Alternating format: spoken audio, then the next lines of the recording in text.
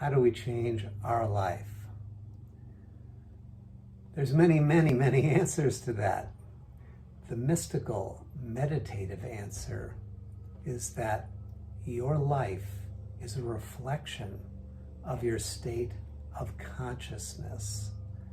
Our collective life is a reflection of our collective consciousness. And it's a service to the world for you to upgrade, to transform, to integrate, to balance your consciousness, because then you bring more balance into the fabric of the collective. And we're each a thread in that fabric. So how can we do that?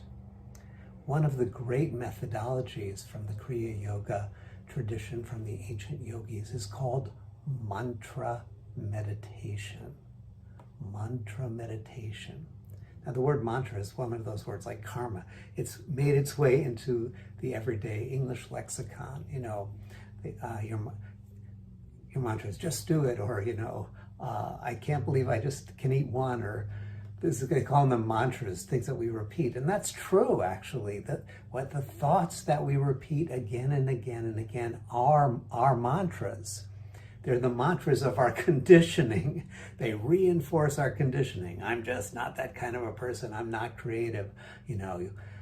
All of those mantras from our family of origin and from our culture that we've introjected and taken in, and we've repeated, we've been chanting them internally. Yes, they function as mantras, because mantra is a Sanskrit word that means, basically, it's from two root words. Man, having to do with the mind, and tra, having to do with the tool, a tool or a forming.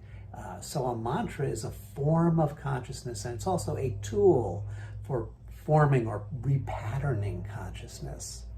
So if we're saying I'm just not creative, or I'm a very insecure person, or whatever it is, yeah, we're performing a mantra of conditioning. Now, when we use the word in yoga, when we use the word in meditative practice, of course, we're talking about a mantra of liberation, a mantra that untangles the conditioned identity and opens our awareness to a new world, a world of greater joy, greater bliss, greater creativity, a world that's always been available, but it was hidden behind the veils of our conditioning, behind the veils of our conditioned mantras. So a mantra is a pattern of awareness, and it's a tool for cultivating and bringing our own consciousness out of its habitual mantra of self-limitation and into the radiant world of the sacred mantric consciousness.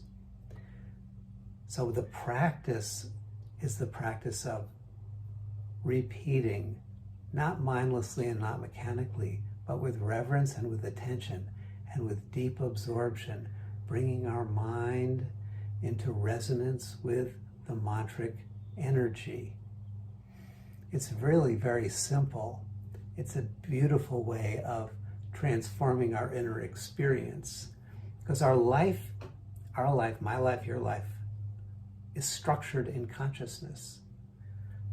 The patterns of our thoughts and emotions give rise to our life experiences. So to change our life experiences, quite literally, we need to change our consciousness. And this is where mantra comes in. See, the ancient sages in deep states of meditation liberated themselves from their conditioning, and in that process touched on states of wisdom, of love, of bliss, of peace. But these weren't just like abstract ideas. What all the sages and all the traditions around the world point out is that these states of beauty and grace and love and peace, they are alive. They are living fields of energy and intelligence that is humming and vibrating with those qualities that we call in English peace, love, etc. But when we tune into that hum, when we tune into that vibration at a deeper level, they're not speaking English. They're speaking mantra. Mantras can be translated in English, but that's not really accurate. The meaning of the mantra is the experience that we have when we release our attention from conditioning and immerse our consciousness in the living field of energy and intelligence that is the resonance of the mantra. And when we do that, we do enter a new world, a new life. It becomes, that state of awakening becomes integrated into our neurology more and more completely. It becomes the new operating system from which we engage with our world, the new world of joy, creativity, love, and bliss. It's not rose-colored glasses. We see it actually more clearly than we did before when we were living in our conditioning.